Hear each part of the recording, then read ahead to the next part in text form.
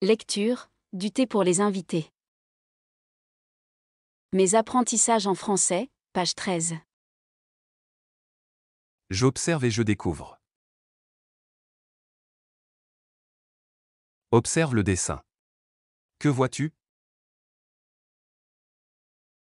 Je vois des personnes, un monsieur sert du thé à personnes, devant lui des plateaux, et des gâteaux. 2. Selon toi, de quoi va parler le texte? Entoure la bonne réponse. Il va raconter une histoire. Il va donner des informations.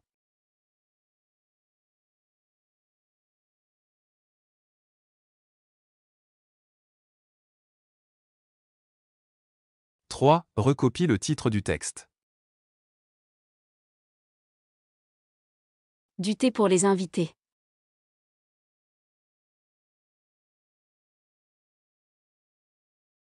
Du thé pour les invités. Au Maroc, le thé à la menthe se prépare souvent en présence des invités. Selon les familles, c'est le mari, ou la femme, qui se charge de cette préparation.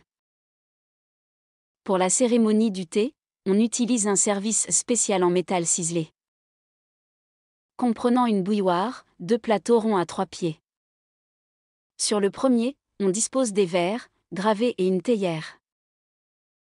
Sur le deuxième, le thé vert, la menthe fraîche, et des morceaux de sucre, dans des boîtes.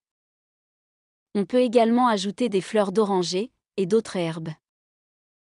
On accompagne parfois le thé de gâteau au miel, aux amandes, et au sésame, comme les cornes de gazelle.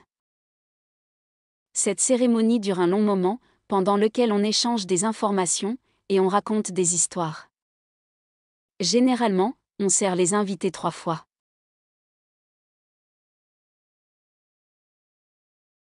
Je lis et je comprends. 1. Lis le texte. Coche la phrase vraie. Pour préparer le thé, on a besoin de sucre, de thé vert, et de menthe. On prépare le thé à la menthe, toujours loin des invités. On dispose les verres à thé sur le plateau, avec le sucre et la menthe.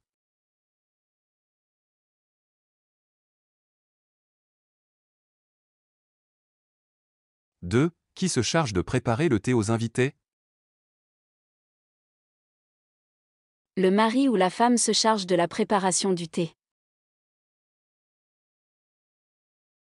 3. D'après le texte, combien de fois on sert le thé aux invités? D'après le texte, on sert le thé 3 fois aux invités.